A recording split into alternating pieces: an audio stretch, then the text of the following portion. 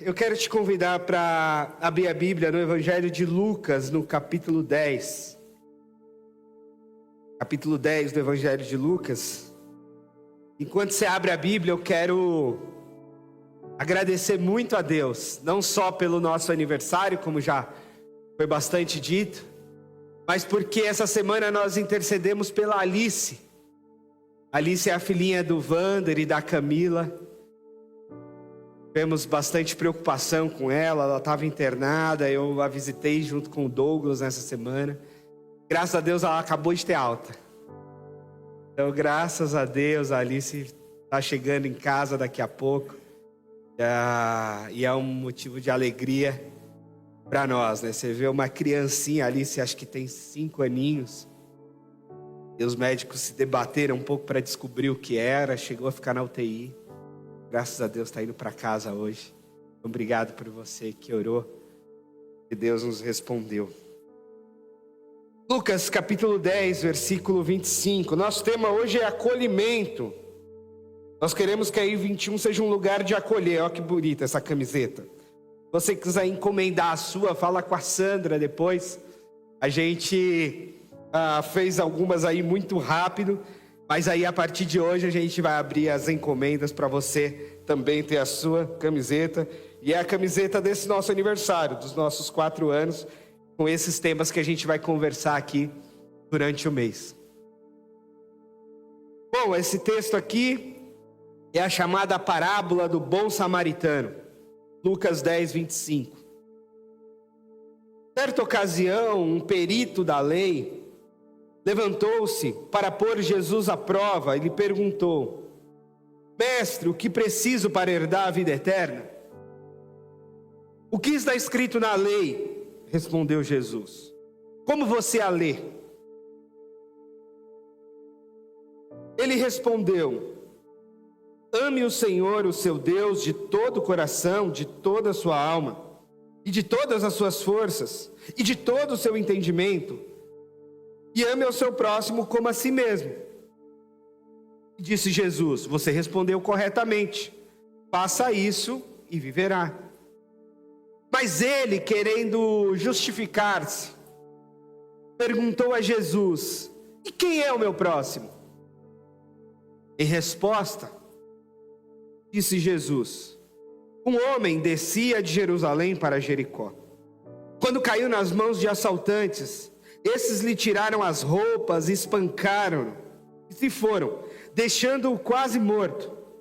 Aconteceu de estar descendo pela mesma estrada um sacerdote. Quando viu o homem, passou pelo outro lado. E assim também um levita, quando chegou ao lugar e o viu, passou pelo outro lado. Mas um samaritano, estando de viagem, chegou onde se encontrava o homem, e quando o viu, teve piedade dele. Aproximou-se, enfaixou-lhes as feridas, derramando nelas óleo e vinho. Depois colocou sobre o seu próprio animal, levou a uma hospedaria e cuidou dele. No dia seguinte, deu 2 denários ao hospedeiro e disse: Cuide dele, quando eu voltar pagarei todas as despesas que você tiver.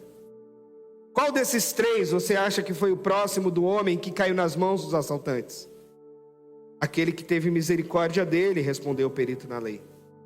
Jesus lhe disse: Vá, faça mesmo. Vamos orar de novo? Pai amado, nós contamos, porque na verdade nós dependemos do Teu Santo Espírito para falar conosco nessa manhã. Fala com a gente, Pai. No santo nome, Jesus.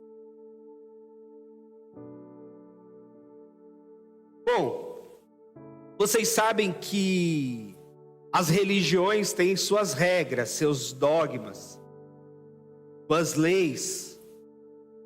E a religião de Israel, que a gente chama hoje de judaísmo, tinha as suas leis e as suas regras.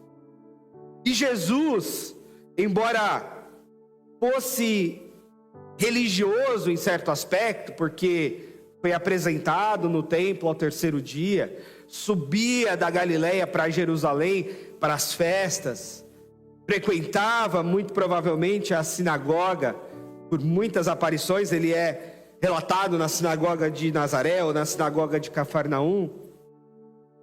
Apesar então de ser um seguidor da religião judaica, ele era um seguidor assim, mais ou menos. Não era exatamente aquilo que se esperava de um grande mestre. O movimento em torno do templo e da lei, sacerdócio, ou sinédrio, ou os chamados doutores da lei, ou o movimento dos fariseus, eram movimentos bastante rígidos com questão à lei, as recomendações, os rituais. E Jesus foi bastante questionado a respeito disso. Aliás, Jesus morre sob 3 acusações: ter blasfemado contra o templo, ter quebrado o sábado e ter blasfemado contra Deus ao dizer ser filho de Deus. Então, são acusações religiosas que ele sofre. E aqui um perito da lei, um desses doutores da lei, foi diante de Jesus para questioná-lo. Não porque ele não soubesse sobre a lei, afinal ele era um doutor da lei. Mas ele queria meio que fazer uma pegadinha, como diz o texto, colocar o Jesus à prova. E ele mesmo reconhecendo Jesus como mestre, se aproxima, perguntando o que ele poderia fazer para ganhar a vida eterna. E Jesus, como era muito comum dele, respondia com uma outra pergunta, dizendo: o que está escrito na lei, como você a lê? Aqui um parêntese importante, só um alerta, porque a forma como se lê hoje está muito complicada. Porque a gente está se embaralhando muito com as leituras, com os textos. E é muito importante a gente saber ler. E saber ler não é saber juntar letras e sílabas. Saber ler é saber compreender o que se está lendo. É saber diferenciar o que é a leitura de um jornal, o que é um editorial, o que é um artigo de opinião, o que é uma notícia, o que é uma posição pessoal, o que é um artigo acadêmico, o que é um texto religioso, o que é uma narrativa, uma prosa, uma poesia, uma história, uma fábula. E a gente está se embaralhando demais com a leitura e dá tanta confusão, especialmente em rede social. Leituras equivocadas, interpretações complicadas. A gente se comunica o tempo todo, mas muitas vezes se comunica mal. É mal interpretado, é mal lido. Quantas confusões em mensagens de WhatsApp aparecem por aí? Quando uma conversa, uma ligação talvez resolveria muita coisa. Por quê? Porque não estamos lendo direito, não estamos interpretando direito. E a devolução de Jesus para o mestre da lei é essa. Em primeiro lugar, como é que você lê a lei? Como é que você a interpreta? Você sabe, eu sei que você sabe, mas como você sabe? De que forma você a lê? E aí ele faz a citação de Deuteronômio, clássica e importante, dizendo: olha, eu resumo a lei do mesmo jeito que Jesus já resumiu em outro momento, em 2 coisas: ame o Senhor teu Deus de todo o teu coração, de toda a tua alma, de todas as tuas forças, de todo o teu entendimento, e ame o seu próximo como a si mesmo. E de fato essas 2 dimensões são indissociáveis para Jesus. Não dá para amar a Deus sem amar o outro. Jesus não separa essas coisas, por mais que a gente esteja tentado a querer separar, querer ficar com uma dimensão de amar a Deus e não necessariamente amar o outro, que é a imagem e semelhança de Deus. Mas Jesus, ele não divorcia o amor a Deus e o amor ao próximo, muito pelo contrário. Ele coloca essas coisas juntas, bem juntas. E esse homem também faz isso, então ele vai bem na resposta. Jesus diz: você respondeu corretamente, faça isso e viverá. Do tipo, não basta só a resposta correta, você precisa viver isso. Então faça isso, está tudo certo. Mas o homem, querendo justificar-se, perguntou a Jesus: mas quem é o meu próximo? De quem que a gente está falando? Quem é esse próximo? E Jesus então conta a famosa parábola. É interessante esse movimento de Jesus ao interpretar a lei, ao ensinar a lei, ao reler a lei, a religião e todo o ensino até então do judaísmo. Porque Jesus, ele traz da dimensão teórica, da dimensão dogmática, da dimensão do texto, e ele traz para a vida, para a dimensão da existência. E isso já ensina muita coisa para nós. Porque perceba que parte da discussão religiosa, ideológica que a gente tem no mundo, realmente são discussões de ideias, de conceitos. E às vezes as pessoas até aprendem a se odiar em função dessa discussão de ideias e de contextos. Quando essas ideias não batem, quando essas ideologias não casam. E aí as pessoas aprendem inclusive a se odiar sem se conhecer, por uma questão ideológica. Mas é interessante como Jesus pega os conceitos, as ideias do seu tempo e coloca na prática, na vida. E ele faz isso, por exemplo, quando ele conta parábolas. Ele traz os conceitos abstratos e as ideias e aplica à vida e às pessoas. E isso dá uma dimensão muito diferente para a coisa. E pastoralmente é uma das coisas que eu aprendi e que para mim são mais transformadoras. No sentido de que é importante conhecer os textos, é importante conhecer a tradição. Ontem nós vivemos aqui o concílio da Igreja Batista 21 e foi importante a gente ter uma segurança teológica, bíblica, para responder a questões que dizem respeito à nossa fé e à nossa funcionalidade como igreja. Mas isso não é o mais importante. Essa não é a grande questão. Não é como a gente responde certo, mas é como a gente age certo.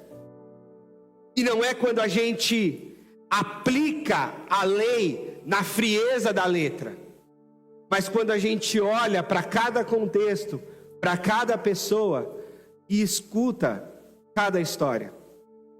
Eu fui professor de ética e eu lembro que estudar ética e ensinar sobre ética, e uma das coisas que eu aprendi, inclusive com o pastor Ed, é que a ética não é sobre o certo e o errado. A ética é quando a gente enfrenta duas coisas erradas, ou duas situações complicadas, e a gente tem que escolher a menos pior. A gente tem que escolher o que vale a pena. Porque repetir dogmas, repetir o que é pecado, é muito simples, é muito fácil. A gente pode ler os 10 mandamentos, a gente pode ler uma série de normas sociais, religiosas, históricas, e a gente vai discernir. Mas quando chega no chão da vida, quando chega a situação diante de nós, quando estamos com uma pessoa na nossa frente, é aí é que se põe o desafio de aplicar do jeito certo aquilo que é uma letra e um texto frio. Tanto que Jesus, quando quebra o sábado, ele ensina sobre isso. Ele diz: o sábado foi criado por causa do homem, para o homem descansar. Mas ele não é mais importante que a pessoa. Então, se eu tiver de curar no sábado, óbvio que eu vou curar no sábado. E aqui, voltando para o texto, ele conta essa parábola, dizendo desse homem que desce de Jerusalém para Jericó, no meio do deserto. Aqui a gente está falando do deserto da Judéia. E o grande perigo, de fato, naquela época, não estava exatamente nas cidades, porque as cidades eram protegidas, muradas. Todo mundo se conhecia, então os assaltos na cidade eram muito raros. Mas já na estrada, os assaltos eram muito comuns, porque haviam nômades do deserto e assaltantes do deserto, que ficavam esperando a oportunidade, passando algum viajante para assaltá-lo. Então essa parábola de Jesus, embora seja uma parábola, seja uma história que ele conta, é bem possível que acontecesse, que tivesse acontecido, ou que acontecesse cotidianamente, inclusive. E aí, esse homem que é assaltado, é espancado, fica caído na estrada, e vem um sacerdote, a classe religiosa mais importante, e vê esse homem e vai lá para o outro lado. Passa de longe, numa outra versão diz passa ao largo. E vem o levita, que é também da classe religiosa, daqueles que cuidavam do templo, e também passa ao longe, ao largo, atravessa para o outro lado da rua. Mas um samaritano que estava em viagem percebe esse homem e tem piedade dele. Jesus é interessante porque ele traz essa coisa do amor ao próximo para a prática, e uma prática bem desafiadora, porque samaritanos e judeus se odiavam mutuamente. Havia um conflito, talvez do tamanho ou parecido com o que existe hoje entre Israel e Palestina, ou com o que existe entre judeus e árabes. Havia uma animosidade histórica, com vários acontecimentos de lado a lado, com destruição, com morte, com profanação do templo, com uma série de coisas que as pessoas eram alimentadas nessa mágoa histórica. Havia uma espécie de apartheid mesmo, daquilo que é ser judeu e daquilo que é ser samaritano, como coisas bem distintas. Aliás, um rabino diz que as pessoas, os judeus, costumavam agradecer a Deus por 3 coisas: por não terem nascido cachorro, por não terem nascido mulher e por não terem nascido samaritano. Essa seria a pior coisa para um judeu homem: ele agradecer a Deus por não ser cachorro, não ser mulher e não ser um samaritano. Olha que loucura. Mas era essa a realidade. Era essa o conflito ético, ideológico, o conflito racista, porque era de fato um conflito de raça. Os samaritanos teriam se misturado mais com outros povos, haviam tido casamentos mistos, haviam levantado outros altares de adoração que não o de Jerusalém, não o templo sagrado.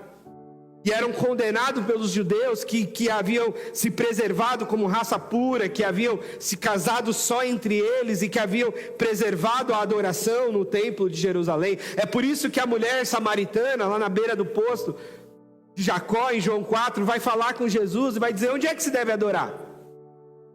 Em Samaria, em Siquém, no altar que foi criado lá no poço de Jacó?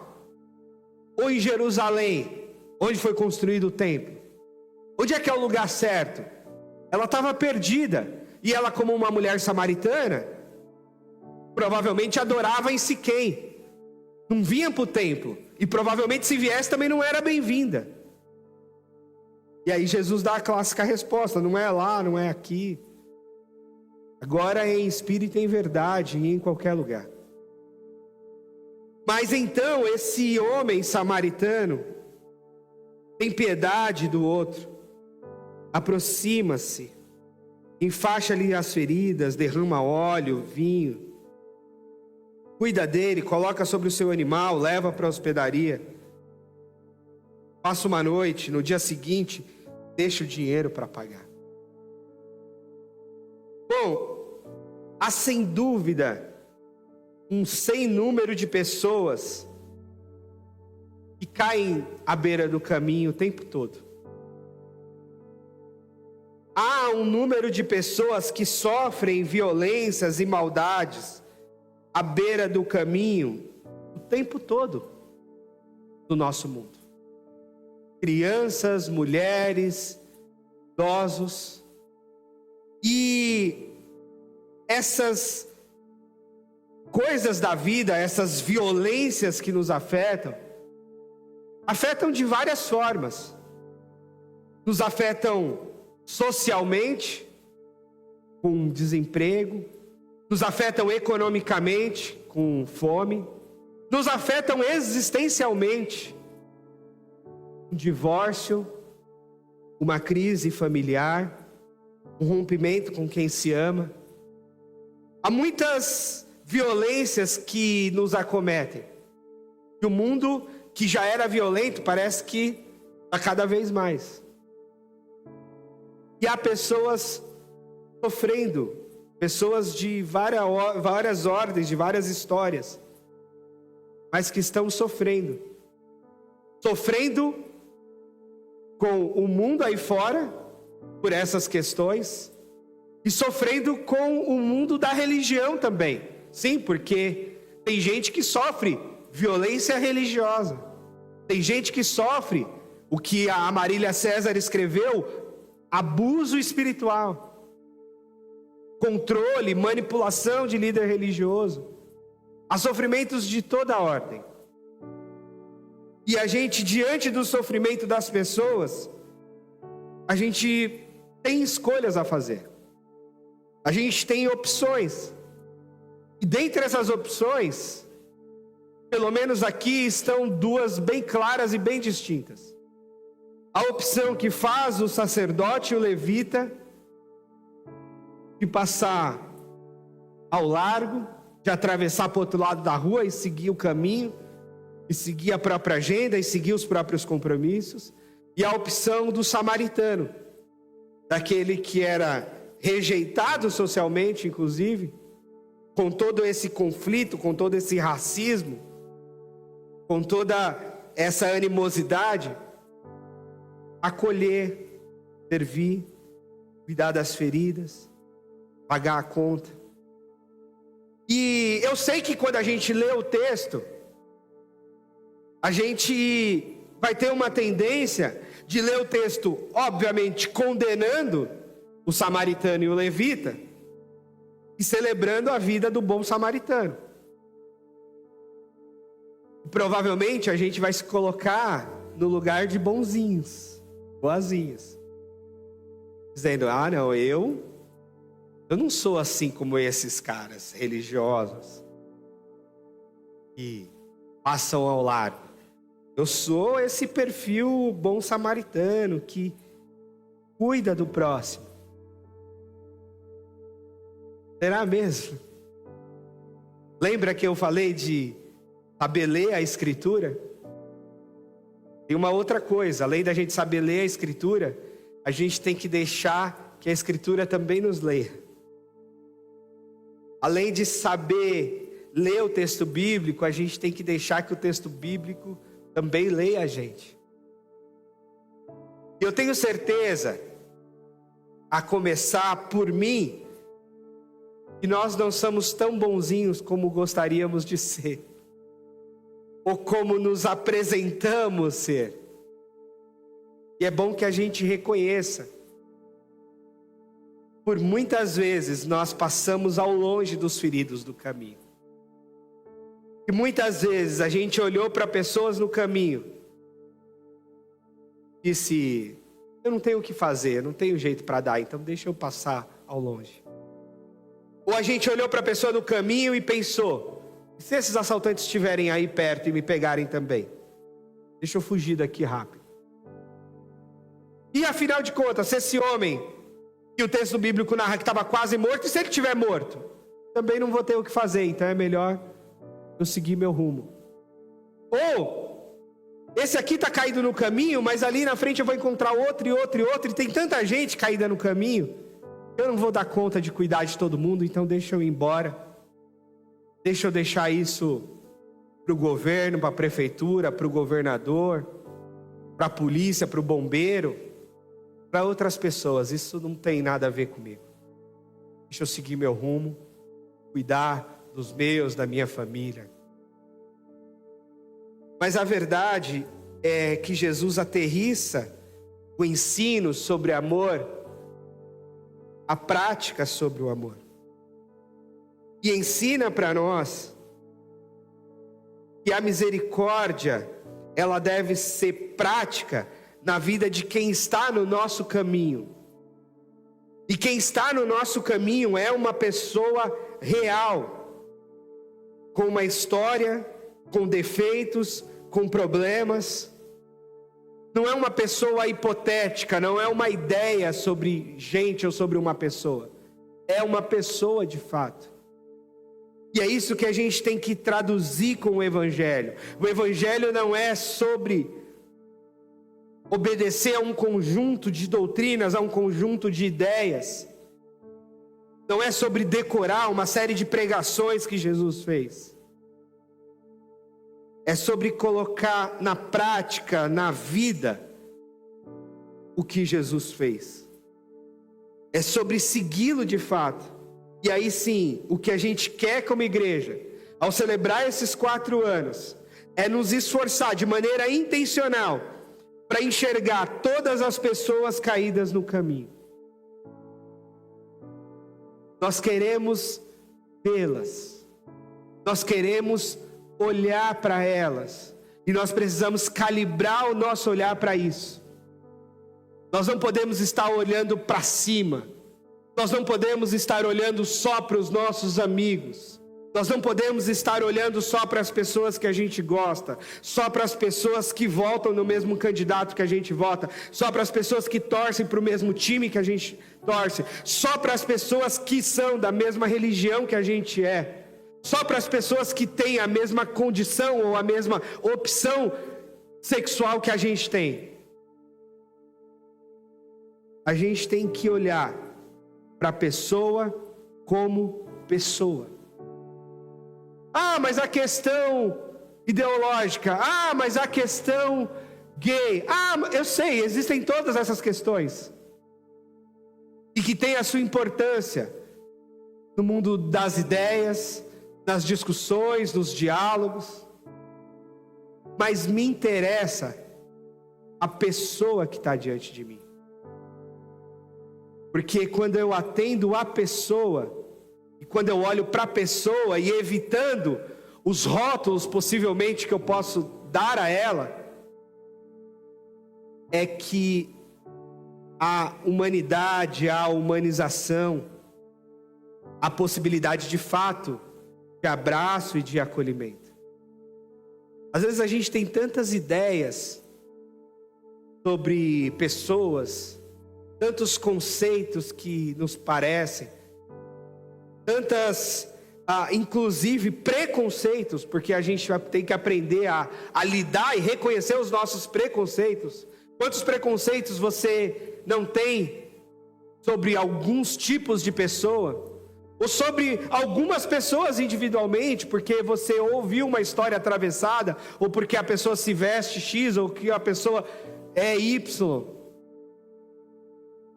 Mas como é bom quando a gente consegue tirar essas escamas dos nossos olhos e olhar a pessoa, como gente. Acolher, servir, ouvir a história, entender o contexto. E às vezes, inclusive a pessoa ferida, aferindo. Porque muitas vezes acontece isso, né? A pessoa violentada reproduz a violência, a pessoa ferida está ferindo os outros. E ao invés da gente ferir de volta, ou ao invés da gente fazer aquele distanciamento e ficar longe da pessoa, que tal dar o passo do samaritano de chegar um pouquinho mais perto e entender o que está acontecendo? Que tal chegar um pouquinho mais perto e entender o que está acontecendo ali com aquela dor? Eu tenho aprendido muito com a paternidade, porque meu filho está aprendendo agora a falar, mas ele não fala tudo. E mesmo se falasse tudo, com certeza não conseguiria falar sobre tudo que está sentindo. Nem a gente adulto consegue. Então ele chora, ele fica bravo, ele bate, ele deita no chão. Mas como é importante tentar entender. E aí a gente se aproxima e fala: filho, o que foi? O que você está nervoso? Onde é que está doendo? O que você está sentindo? E a gente tem essa disposição, lógico, tem um amor de pai, de mãe envolvido. Mas pense que transformador seria se a gente visse uma pessoa bravejando, ou chorando, ou batendo, e tentasse se aproximar, perguntando: o que está acontecendo? Posso te ajudar de alguma forma? Por que você está assim? Qual é a sua história? O que aconteceu para você chegar nessa situação? E como isso pode ser transformador? Isso é acolher. Isso é abraçar. Isso é perceber o outro. E o Evangelho de Jesus Cristo é muito, muito, muito sobre isso. Sobre olhar o humano como humano. Sobre olhar a pessoa enquanto pessoa. E acolher, e ouvir, e entender. Eu gosto muito do Rubem Alves. E uma das coisas que o Rubem Alves escreveu é que existe muito curso de oratória. Curso para fazer as pessoas falarem bem. Mas ele diz: nós precisamos ensinar as pessoas não só a falarem bem, nós precisamos ensinar as pessoas a escutarem bem. Precisamos mais do que oratória, precisamos de escutatória. E uma das coisas que eu aprendi com ele é que a gente pode admirar quem fala bem. Quem fala bem, quem discursa bem, torna-se uma pessoa admirável. Mas a gente ama mesmo quem escuta bem. A gente pode admirar quem fala bem, mas a gente ama quem escuta bem. Porque a gente quer ser escutado, na verdade. Alguém que fala bem, eu posso ligar o YouTube, posso colocar lá nas palestras do TED, posso acessar aulas de professores de Harvard e vê-los falando bem, e admirá-los e dizer: nossa, como ele fala bem. Mas eu quero mesmo é estar no meu dia a dia com quem me escuta bem, com quem está a fim de saber sobre mim, saber da minha dor, saber da minha história, saber o que eu estou sofrendo, e então me acolher, me abraçar, orar comigo. Então, para nossa igreja, o que eu quero muito, o que eu sonho muito para a nossa igreja, é que a gente, mesmo sendo tentados a sermos como o sacerdote e o levita, passarmos de longe do problema dos outros, afinal já temos os nossos, mas que a gente seja levado a nos aproximar do problema dos outros, das pessoas problemáticas. Sim, tem gente que é problemática. Tem gente que sai de um buraco e cai num outro. Nós não podemos querer fugir dessas pessoas. Nós temos de nos aproximar delas para ajudá-las. Porque hoje é uma pessoa do lado de lá, mas amanhã pode ser você mesmo caído no caminho. Você vai querer o acolhimento. E você vai querer quem jogue um olhinho e um vinhozinho sobre suas feridas.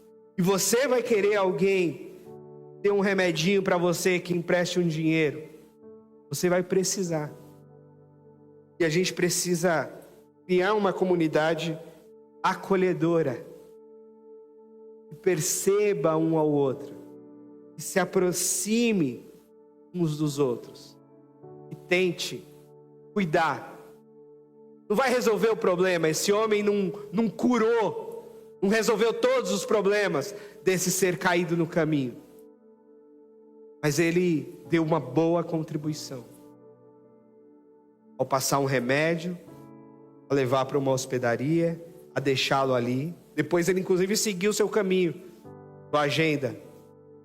Mas ele parou um pouquinho atrasou um pouquinho a sua viagem, atrasou um pouquinho a sua agenda, para acolher alguém, para ajudar alguém, para apoiar alguém. Por isso, gente, meu sonho de igreja, meu sonho para nós, passa por esse acolhimento. Passa por nós percebermos quem está no nosso caminho. E a gente tem que treinar o nosso olhar. Volto a dizer. Né, João? Vão estar concordando, gente, comigo. Tá tudo bem. A gente precisa calibrar esse nosso olhar. Aqui dentro, fundamental. Não é possível que a gente seja uma igreja tão pequena que a gente não perceba um ao outro. Aqui dentro é fundamental. E lá fora o desafio é ainda maior. E a gente precisa calibrar esse nosso olhar para escutar as histórias, as dores das pessoas que sofrem violência nos seus caminhos. Ter misericórdia delas, assim como nós queremos que tenham misericórdia de nós. Assim como eu quero que tenham misericórdia do meu filho, quando ele tiver caído no caminho. Precisa ter misericórdia uns dos outros. E nós precisamos, de fato, uns dos outros o tempo todo. E essa é uma das principais coisas que Jesus nos ensinou.